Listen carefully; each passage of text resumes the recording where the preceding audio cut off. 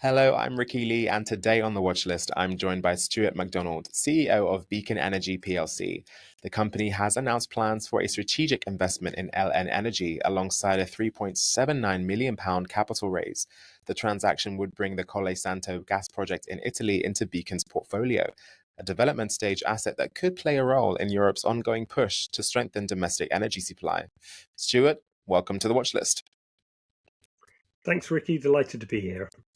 So, Stuart, you've just completed a deal with Reabold Resources PLC that will see Beacon pursue a reverse takeover in LNEnergy. Can you walk us through the structure of the transaction and what it means strategically for Beacon and its shareholders? Yeah, look, we were delighted to close the transaction with Reabold. It's effectively a relaunch of Beacon and positions us as a development-led European oil and gas company with a clear pathway to production. Through the deal, we're acquiring a 48% shareholding in LNEnergy, a UK private company with a 90% working interest and operatorship of the Colle Santo gas field in Italy. Colle Santo is one of the largest undeveloped gas fields onshore Western Europe.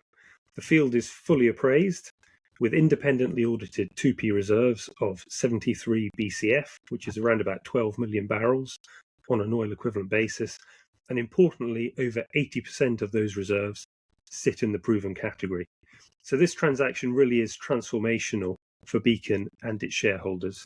It provides the company with exposure to a material gas project, proven reserves, a clear pathway to production, and a strong pipeline of value catalysts over the next 18 months. And speaking of Colle Santo, the project in Italy, it's the center of this deal, right? So for investors who may be less familiar with that particular asset, can you tell us about the project and what makes it attractive from a development standpoint? Sure. So the field is located in central Italy, some 35 kilometers from the Adriatic coast. The development concept outlines a small-scale LNG solution, which received its full EIA environmental approval earlier this year. The field is extensively appraised. It's got 2 wells which are already drilled and completed on site, and those wells will be used as the future producers, so there's no further development drilling required. The gas needs minimal processing, so it's produced on site, it's converted into LNG, it's then transported to the end user in specialist containers. And the development is really very similar to the Sound Energy micro LNG project in Morocco, which recently entered commissioning and first production.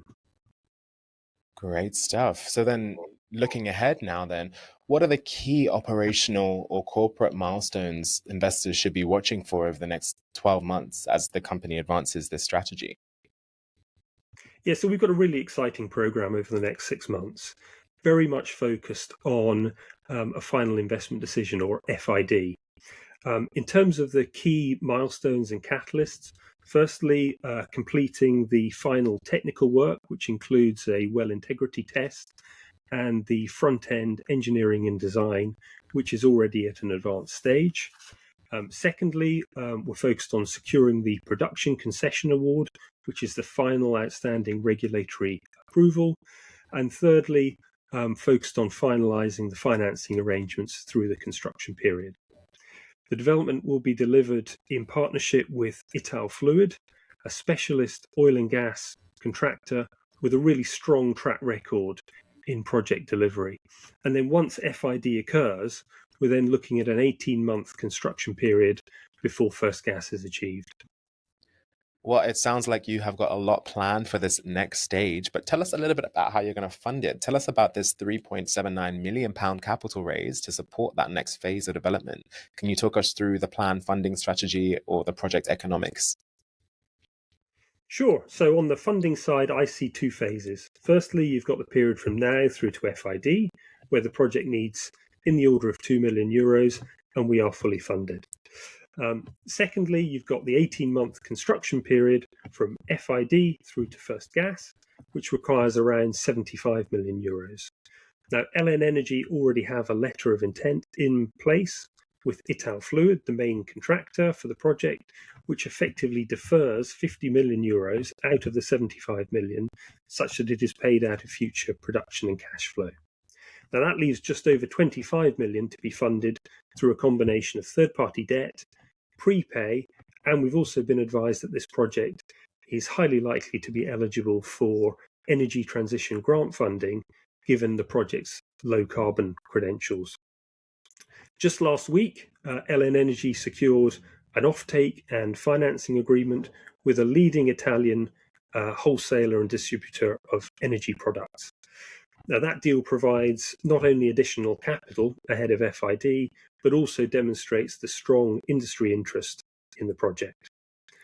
On the commercial and economic side, as part of this transaction, we commissioned RPS Energy to undertake a CPR.